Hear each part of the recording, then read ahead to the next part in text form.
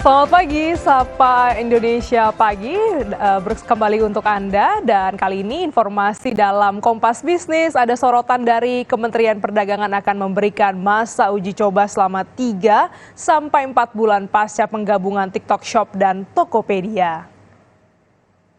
Penggabungan keduanya dilakukan bertepatan dengan Hari Belanja Online Nasional 12.12.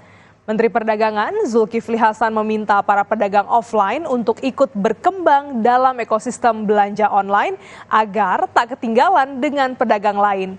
Zulhas berjanji Kementerian Perdagangan akan terus mengawasi larangan barang-barang impor dijual di marketplace.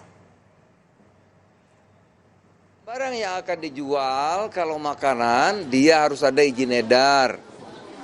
Ya kan? Kalau beauty seperti itu dia harus ada izin dari BP POM.